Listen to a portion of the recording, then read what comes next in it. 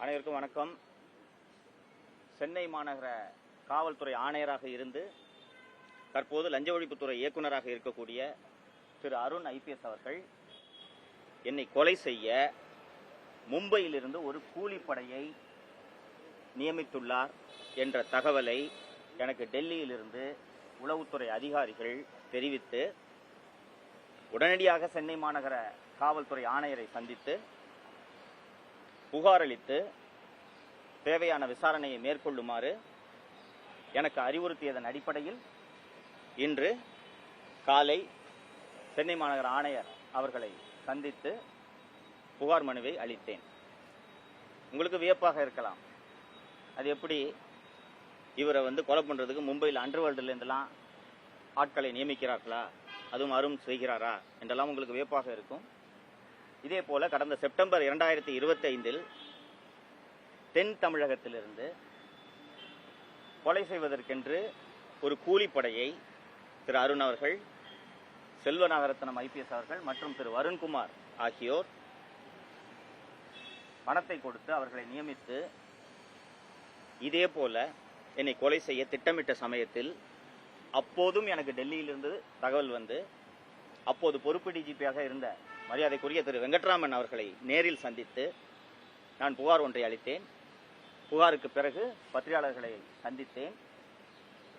அந்த பத்திரிகையாளர் சந்திப்பை நடத்தி புகாரை அளித்த பின்புதான் அந்த கொலை திட்டம் கைவிடப்பட்டது. உங்களில் பலருக்கு இதெல்லாம் சாத்தியமா, அருண் இப்படியெல்லாம் செய்வாரா என்ற வியப்பு ஏற்படும். தோழர்களே, இந்தியாவில் யாருக்கும் நடக்காத கொடுமை எனக்கு நடந்திருக்கிறது. ஆளை விட்டு அடிப்பாங்க, கை காலை உடைப்பாங்க, வெட்டுவாங்க, இதெல்லாம் நடக்கும். நீங்கள் குடியிருக்கும் வீட்டின் படுக்கை அறையிலும் சமையல் அறையிலும் உணவருந்தும் மேசையிலும் ஹாலிலும் மலத்தையும் சாக்கடையையும் அள்ளி வீசியது இந்தியாவில் எங்காவது நடந்திருக்கிறதா? எனக்கு நடந்தது. வீட்டுக்கு வந்துட்டாங்க, இந்த மாதிரி சாக்கடை ஊற்றிட்டாங்க, எங்கள் அம்மா ஃபோன் பண்ணுறாங்க, 100க்கு அடிக்கிறேன், கீழ்பாக்கிலேருந்து பெட்ரோல் ஜீப் வருதுன்றாங்க. 3/4 மணி நேரம் பெட்ரோல் ஜீப் வரல. அந்த பெட்ரோல் ஜீப் இன்ஸ்பெக்டர் நம்பர் எனக்கு கொடுத்துட்டாங்க, நான் அவருக்கு அடிக்கிறேன், டிராஃபிக்கில் மாற்றிக்கிட்டேன்றாரு. கீழ்பாக்கு போலீஸ் ஸ்டேஷன்லேருந்து கீழ்பாக்கிலே இருக்கக்கூடிய வீட்டுக்கு வரதுக்கு 3/4 மணி நேரமா? அது நடந்தது. அப்போது எனக்கு தெரிந்த பெட்ரோல் ஜீப் வரலன்னொடனே சென்னை மாநகர காவல்துறையிலே பணியாற்றி கொண்டிருந்த ஒரு மூத்த ஐபிஎஸ் அதிகாரி எனக்கு தெரிந்தவர், அவர்கிட்ட அடிச்சு, சார் இது மாதிரி நடந்துட்டு இருக்கு வீட்டில், அம்மா தனியாக மாட்டிக்கிச்சு, பெட்ரோல் ஜீப்புக்கு ஃபோன் பண்ணேன்னா இந்த மாதிரி சொல்கிறாங்க சார்னு சொன்னோன்னே அவர் நேரடியாக அருணை சென்று சந்திக்கிறார். சார் இந்த மாதிரி சங்கர் வீட்டில் இப்படி அட்டாக் நடக்குதுன்னு சொல்லும்போது அருண் கேட்ட முதல் கேள்வி என்ன தெரியுமா? அவன் ஏன் உனக்கு ஃபோன் பண்ணுறான்? அப்படியா, இப்படி நடக்குதா, ஏன் பெட்ரோல் ஜீப்போட, இதெல்லாம் எதையுமே கேட்கல. அவன் ஏன் உனக்கு ஃபோன் பண்ணுறான்? நீ அவன்கிட்ட டெய்லியும் பேசிக்கிட்டு இருக்கியா என்பதுதான். இதே அருண் அவர்கள் சட்டம் ஒழுங்கு பதவியில் இப்போது இருந்திருந்தால் இந்நேரம் என் மீது 15 வழக்குகள் பதியப்பட்டிருக்கும், சிறையில் இருந்திருப்பேன், குண்டர் சட்டம் பாய்ந்திருக்கும். இப்போது லஞ்ச ஒழிப்புத்துறையிலே அவர் இருப்பதன் காரணமாக அவரால் எதையும் செய்ய முடியவில்லை என்பதால் 2வது முறையாக அவர் கூலிப்படையை நியமித்துள்ளார் என்பதனால் டெல்லி உளவுத்துறை அதிகாரிகள் என்னிடம் அறிவுறுத்தியபடி நான் இன்று மாண்புமிகு சென்னை மாநகர காவல்துறை ஆணையரை சந்தித்து புகார் மனுவை அளித்திருக்கிறேன். உரிய நடவடிக்கை எடுப்பதாக அவர் கூறியிருக்கிறார். தமிழக முதல்வர் அவர்களிடம் நான் மீண்டும் இந்த கோரிக்கையை வலியுறுத்த விரும்புகிறேன். திரு அருண் அவர்கள் லஞ்ச ஒழிப்புத்துறை இயக்குநராக இருக்க தகுதியில்லாத ஒரு நபர், தகுதியில்லாத நபர். இதை நான் மட்டும் சொல்லவில்லை, மாண்புமிகு சென்னை உயர்நீதிமன்ற 2 நபர் நீதிபதிகள் கொண்ட அமர்வு சொல்லி இருக்கிறது. இன்னைக்கு பொதுமக்கள் மத்தியிலே உங்கள் வாயிலாக தமிழக முதல்வரின் கவனத்திற்கு ஒரு அதிர்ச்சிகரமான தகவலை சொல்லிக் கொள்கிறேன்.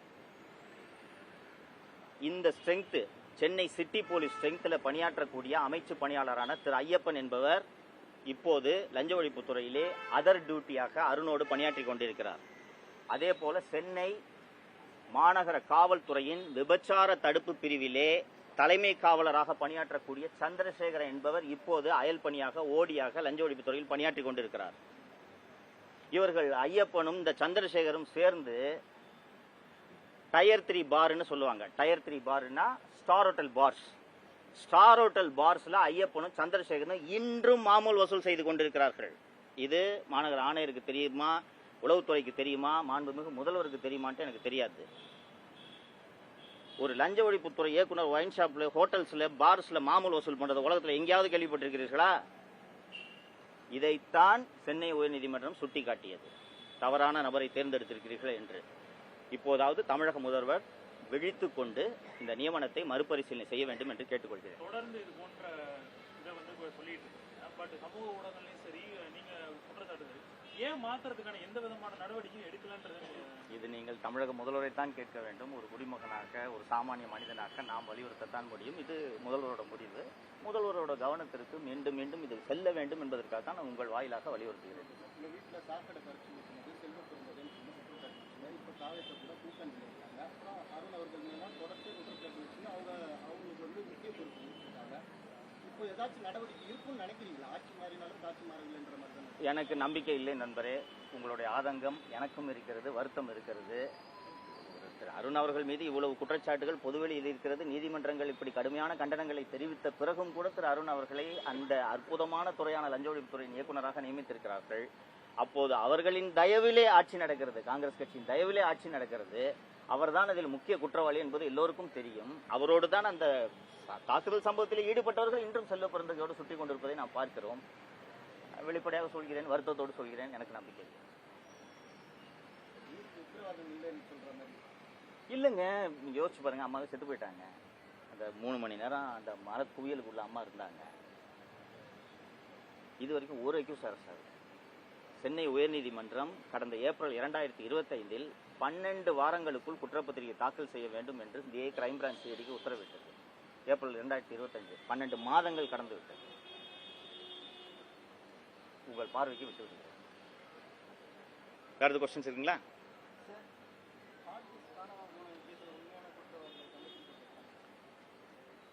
அந்த ஹார்ட் டிஸ்க் காணாமல் போன விவகாரம் மிக மிக தீவிரமான விவகாரம் என்பதை நான் ஏற்கனவே ஒரு பத்திரிகையாளர் சந்திப்பில் வலியுறுத்தி இருக்கிறேன். மின்சாரத்துறை அமைச்சர் திரு நிர்மல்குமார் அவர்களும் இந்த அரசும் அதோட சீரியஸ்னஸை புரிஞ்சுக்கிட்டாங்களான்ட்டு எனக்கு உள்ளபடியே தெரியவில்லை. விசாரணை நடக்கிறது, விரைவில் குற்றவாளிகள் கண்டுபிடிக்கப்படுவார்கள். விசாரணை நடப்பதனால் நான் எதுவும் சொல்ல விரும்பவில்லை அப்படின்றத அமைச்சர் திரு நிர்மல்குமார் அவர்கள் மீண்டும் மீண்டும் வலியுறுத்துகிறார். கடந்த 2025 தொடக்கத்தில் மின்வாரியத்தின் தலைவராக திரு ஜே ராதாகிருஷ்ணன் ஐஏஎஸ் அவர்களை தமிழக அரசு, அப்போதைய திமுக அரசு நியமித்தது. உங்களுக்கு திமுக அரசுல நடந்த நியமனங்கள் எல்லாருமே நண்பர்கள் அத்தனை பேருக்கும் தெரியும். ஒரு பணம் கொழிக்கும் ஒரு துறையின் தலைவராக எப்படிப்பட்ட ஐஏஎஸ் அதிகாரியை போடுவாங்க? நேர்மைக்கு பெயர் போன ஒரு அதிகாரியை போடுவாங்களா? நீங்க டிரான்ஸ்ஃபார்மர் டெண்டர்ல அடிக்க முடியுமா? சோலார் டெண்டர்ல அடிக்க முடியுமா? பிரைவேட் பவர் பர்ச்சேஸ்ல அடிக்க முடியுமா? எதுல பண்ண முடியும்? நமக்கு சொல்றதுக்கு எல்லாம் ஒத்துழைப்பு கொடுக்கக்கூடிய ஒரு அதிகாரி தான் அங்க போடுவாங்க. அப்படித்தான். இன்னொன்னு, அந்த நேரத்தில் அந்த நியமனத்தில் இருக்கக்கூடிய சிக்கல் என்னன்னு கேட்டீங்கன்னா, பெயருக்கு தான் திரு சிவசங்கர் அமைச்சர், துறையை நடத்துனது செந்தில் பாலாஜி. அப்ப இது ரெண்டுக்கும் ஏற்றார் போன்ற ஒரு அதிகாரியை அங்க நியமிக்கணும். அந்த அதிகாரியவே மாத்தாம நீங்க எப்படி சார் ஊழலை கண்டுபிடிக்க போறீங்க? சொல்றாரு நாங்க குற்றவாளிகளை கண்டுபிடிப்போன்ட்டு. நான் அந்த ஏற்கனவே பத்திரிகை சந்திப்புல சொன்னேன். நான் ஒரு அரசு அலுவலகத்துல 18 ஆர்டிஸ்க்கு திருடுறதுக்கு எப்படிங்க கவர்மெண்ட் சர்வெண்ட்டுக்கு துணிச்சல் வரும்? அப்படி அது நடக்குதுன்னா அதில் சம்பந்தப்பட்டவர்கள் தான் அதை செய்ய வேண்டும். அதில் சம்பந்தப்பட்டவர் செந்தில் பாலாஜி மற்றும் சிவசங்கர், அவங்க 2 பேருமே அங்க இல்ல. இப்ப யார் தொடர்ந்து அங்க இருக்கிறது? திரு ஜே ராதாகிருஷ்ணன் திமுக ஆட்சியிலும் மின்வாரிய தலைவராக இருக்கிறார், இப்போதும் மின்வாரிய தலைவராக இருக்கிறார். அப்ப அவரை மாற்றாம நீங்க எப்படி இந்த ஊழலை கண்டுபிடிப்பீங்க? ஹார்ட் டிஸ்குகள் காணாமல் போனதும் முதல் சந்தேகம் இவரை நோக்கி தானே திரும்பி இருக்கணும். இன்னைக்கு நான் முதல்வர் பார்வைக்கு வச்சிடுறேன். அது நீங்க எல்லாம் இன்டெலிஜென்டான ஆட்கள், பத்திரிகையாளர்கள், உங்களுக்கு தெரியும். நான் வெளிப்படையா சொல்ல விரும்பல, நான் சொல்லிடுறேன். பிரதர், உங்களுக்கு தெரியும், சம்மர் ஆல்மோஸ்ட் முடிஞ்சிருச்சு, ரைட்டுங்களா? இந்த ஏன் மின்வெட்டுனா, எங்க வீட்லயும் மின்வெட்டு போது வருது. எல்லார் வீட்லயும் ஃப்ரிட்ஜ், வாஷிங் மிஷின், டிவி எல்லாமே வச்சிருக்கோம். ஒரு நாளைக்கு 20 வாட்டி கரண்ட் போயிட்டு வந்துச்சுன்னா விளங்குமாங்க அந்த மிஷின்? இன்னும் பல பேர் உங்களில் இஎம்ஐ கட்டிட்டு இருப்பீங்க. அந்த டிவி ஃப்ரிட்ஜுக்கெல்லாம் இஎம்ஐ கட்டிட்டு இருப்பீங்க இல்லைங்களா? இப்படி கரண்ட் போயிட்டு வந்துச்சுன்னா என்னங்க ஆகும்? அந்த பொருள் வாங்க முடியுமா திருப்பி? கேட்டா மின் தேவை அதிகமாக இருக்கிறது, மின் பகிர்மானத்தில் சிக்கல், விநியோகத்தில் சிக்கல் இல்லைன்ட்டு ஒரு புதிய விளக்கத்தை ராதாகிருஷ்ணன் கொடுக்கிறார். உங்களுக்கு மே முதல் வாரத்தில் கத்திரி வெயில்ல இந்த ஷார்டேஜ் நடந்துச்சுன்னா நான் புரிஞ்சுக்கிறேன், வெயில் பீக்ல இருக்குன்ட்டு. ஆல்மோஸ்ட் சம்மர் முடிஞ்சிருச்சு, கேரளாவில் பருவமழை தொடங்கி விட்டது. அந்த பீக் சம்மர்ல இருந்ததை விட அதிகமான மின்வெட்டு இப்போது இருக்கிறதா? எப்படிங்க வருது? அப்ப அதிகாரிகள் இன்னும் திமுக கைவசம் தான் இருக்கிறாங்கன்றது. திமுக அதிகாரிகளை ஏன் இந்த அரசு தேர்ந்தெடுத்து முக்கிய பதவிகளுக்கு நியமிக்கிறது என்பதுதான் நான் இந்த அரசை பார்த்து கேட்கக்கூடிய கேள்வி. திமுக அரசுக்கு நெருக்கமான அதிகாரிகள், ஊழல் செய்ய துணை போன அதிகாரிகளை தானங்க திமுக அரசு தேர்ந்தெடுத்து நியமிக்கும். அதே அதிகாரிகளை முக்கிய பதவிகளுக்கு நீங்கள் நியமிக்கிறீர்கள் அல்லது அந்த அதிகாரிகளை தொடர விடுகிறீர்கள் என்றால் திமுக ஆட்சி தொடர வேண்டும் என்று இந்த முதல்வர் விரும்புகிறாரா, தாவேக விரும்புகிறதான்றதான் நான் உங்களுக்கு முன்னாடி கேள்வியா வைக்க விரும்புறேன். எலக்ட்ரிசிட்டி டிபார்ட்மெண்ட்ல டாப் டு பாட்டம் ஊழலுங்க. வந்த உடனே அந்த மின்வாரிய தலைவரை நீங்கள் மாற்ற வேண்டாமா? போர்மேனையா மாத்திட்டு இருப்பீங்க? மின்சாரத்துறை அமைச்சர் திரு நிர்மல்குமார் அவர்கள் போய் ஆய்வு செய்துட்டு லைன்மேன் எல்லாம் 4-5 பேர் சஸ்பெண்ட் பண்ணாரு. அப்புறம் அவங்க லைனை புடிங்கி விட்டு திருப்பி ரீஇன்ஸ்டேட் பண்றாரு. கீழே இருக்கிற அந்த ஏழை தொழிலாளிகளா ஊழலில் ஈடுபட்டவர்கள் யார் அந்த ஊழலுக்கு காரணமானவரோ அவரை பக்கத்தில் வச்சுட்டு இருக்காரு.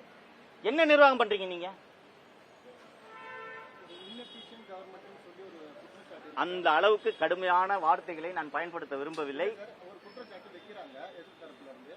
இவங்க இந்த மாதிரி மாறுதல், அதாவது திமுக இருந்த அதே அதிகாரிகள் மாறுதல் செய்யாம இருக்கிறாங்கன்னா, தொடர்ச்சி தாவேக தரப்புல என்ன சொல்றாங்கன்னா திமுகவாலதான் இந்த பிரச்சனை அப்படின்னு சொல்லிட்டு அதற்கு ஏதுவாக இருக்கும்னு இது அப்படியே கண்டினியூ பண்றாங்க. சார், திமுகவால இந்த பல பிரச்சனைகள் திமுகன்றதை நானும் ஒத்துக்கிறேன் சார். நானும் கடுமையான விமர்சனங்கள் பண்ணிருக்கேன். பல பிரச்சனைகள் திமுகவால. ஆனா அந்த திமுக அமைச்சர்களும் முதலமைச்சரும் மட்டுமே அந்த தவறுகளை செய்திருக்க முடியாதல்லவா? அவர்களுக்கு துணை போனது இந்த அதிகாரிகள் தானே. அந்த துணை போன அதிகாரிகளை நீங்க கூடவே வச்சுக்கிட்டு திமுக பண்ணிடுச்சுன்னு சொன்னா இவங்க எல்லா தகவலும் திமுகவுக்கு சொல்ல மாட்டார்களா? நான் ஏற்கனவே நடந்த பத்திரிகையாளர் சந்திப்புல சொன்னேன், என்போர்ஸ்மெண்ட் டைரக்டரேட் என்ன டாக்குமெண்ட்ஸை டிஜிபிக்கும் டிவிஎஸ்சிக்கும் அனுப்புச்சு அப்படின்றது திரு கே நேரு அவர்களுக்கு எதுவுமே தெரியாது. பயந்துகிட்டு இருந்தாரு என்னதான் பண்ணினா, யாரோட டிரான்ஸ்கிரிப்ட்லாம் போச்சுன்னா கவினா அவரோட பிஏ, அந்த டிவி ட்ரூ வேல்யூ ஹோம்ஸ்ல வேலை செஞ்சாங்க திரு நேரு அவர்களோட பிஏ, இவங்களோட டிரான்ஸ்கிரிப்ட்ஸ், வாட்ஸ்அப் சாட்ஸ் எல்லாமே மாட்டுச்சு. என்ன மாட்டுச்சுன்னு அவருக்கு தெரியல, நியூஸ் பேப்பர்ல வந்து செய்தியை தவிர. அருண் போய் மொத்தத்தை ஜெராக்ஸ் போட்டு கொடுத்துட்டாரு. இதுக்கு தானே நீங்க இதை பாருங்க, புதிய கட்சி, உங்களுக்கு நிர்வாக அனுபவம் இல்லை, அரசியல் அனுபவமே குறைவு, உங்களுக்கு குறைந்தது 6 மாத காலம் அவகாசம் வழங்க வேண்டும் அப்படின்றதுக்காக தான் கடும் விமர்சனங்களை வைக்க வேண்டாம் என்று பொறுமையாக இருக்கிறோம். நீங்கள் கற்றுக்கொள்ள வேண்டாமா? குறைந்தது சரியான அதிகாரிகளை தேர்ந்தெடுக்க வேண்டாமா? இதனால் இவன் முடிக்கும் என்றாய்ந்து ஆட்சி செய்ய வேண்டாமா? காவல்துறையில நல்ல அதிகாரிகள் எல்லாம் போட்டிருக்கீங்க. பல துறைகளுக்கு டிஜிபி, HOPF ஆகட்டும், இன்டெலிஜென்ஸ் ஆகட்டும், சிட்டி ஆகட்டும், நல்ல அதிகாரிகளை போட்டிருக்கிறீர்கள். முக்கிய துறையான லஞ்ச ஒழிப்பு துறைக்கு இப்படிப்பட்ட ஒரு கருப்பு ஆட்டை கொண்டு வந்து நியமிக்கலாமா? நான் மட்டும் சொல்லவில்லை, ஊரே சொல்கிறது. இவ்வளவு பேர் சொல்லியும் நீங்கள் திருத்திக் கொள்ளவில்லை என்றால் என்ன விமர்சனங்கள் வந்தாலும் திமுக அரசு போலவே எங்களுக்கு கவலை இல்லாமல் நாங்கள் ஆட்சியை நடத்த போறோம் என்ற எண்ணத்தில் இந்த முதல்வர் இருக்கிறாரா என்ற கேள்வியை தான் நான் வைக்க விரும்புகிறேன். போன ஆட்சியில அதிகாரிகளுடைய ஆட்டம் அதிகமாக இருந்ததுன்னு சொல்லிக்கிட்டே இருந்தீங்க, அது இந்த ஆட்சியிலையும் தொடர ஆரம்பிக்குது அப்படிங்கிற நோக்கத்துல எடுத்துக்கலாமா? ஒரு மாதம் தான் ஆகியிருக்கிறது.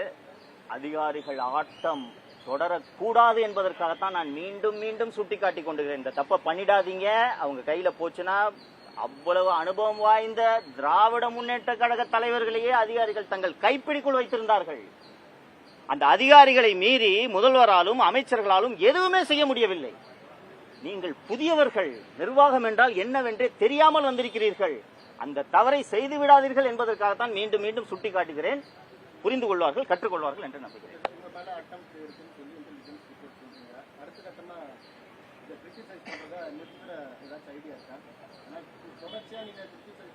என் அருமை நண்பரே, இதை தவிர எனக்கு வேற எதுவும் தெரியாதுங்க. 2 வருஷத்துல 220 நாள் சிறையில் இருந்தது. நான் இப்போதும் இங்கே வந்து புகார் அளித்தது என் உயிருக்கு பயந்தல்ல. உயிருக்கு பயந்துன்னா திமுக பிரிவிலே கொண்டிருப்பாங்க என்ன. என் உயிருக்கு பயந்தல்ல. முதல்வருக்கு இது தெரிய வேண்டும். இல்ல உயிருக்கு பயந்து இதை பேசாம இருந்திருக்குன்னா திமுக கட்சியில பேசாம இருந்திருப்பானுங்க. சரிங்களா? அப்போதான் பெரும் ஆபத்து இருந்தது இல்லையா? இது ஃபர்ஸ்ட் அரெஸ்ட் பண்ணிட்டு கூட்டு போகும்போது பெருந்துறை கிட்ட போய் வண்டியை கொண்டு போய் விட்டாங்க மீடியன்ல. ஜெயில கையை உடைச்சாங்க. திருச்சியில ராம்ஜி நகர்ல திருச்சி கஸ்டடியில வருண்குமாரோட கஸ்டடிக்கு போகும்போது சாப்பாட்டுல லெட்டை கலக்கிறதுக்கு முயற்சி பண்ணாங்க. அண்ட் கடைசியாக சித்தூர்ல அரெஸ்ட் பண்ணும்போது விடிஞ்சிருச்சு. விடியலைன்னா புகாரி இன்ஸ்பெக்டர்கிட்ட இன்ஸ்ட்ரக்ஷனு என்ன கொல்லணுன்ட்டு. இன்னொன்று கூட மாலதி மாட்டிக்கிட்டாங்க. இவர் கோபின்ட்டு என்னோட நண்பர் அவர் மாட்டிக்கிட்டாரு.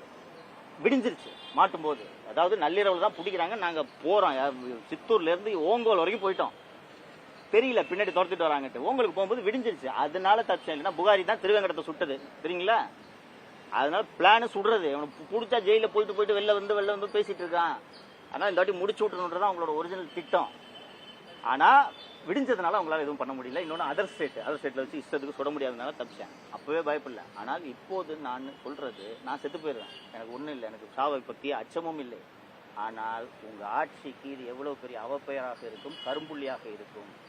திமுக ஆட்சியில் கூட நடக்காத மரணம் தாவே காட்சியில் நடந்ததுன்றது முதல்வருக்கு இழுக்கு என்பதை அவர் புரிந்து கொண்டு செயல்பட வேண்டும். நீங்கள் சென்று சேர்ப்பீர்கள் என்ற நம்பிக்கை எனக்கு இருக்கிறது. அந்த முதல்வரை போல உலகம் அறியாத முதல்வர் அல்ல, உலகத்தை அறிந்து கொள்ள முயற்சிக்கும் முதல்வர் என்று நான் நம்புகிறேன். சரிங்களா? நன்றி.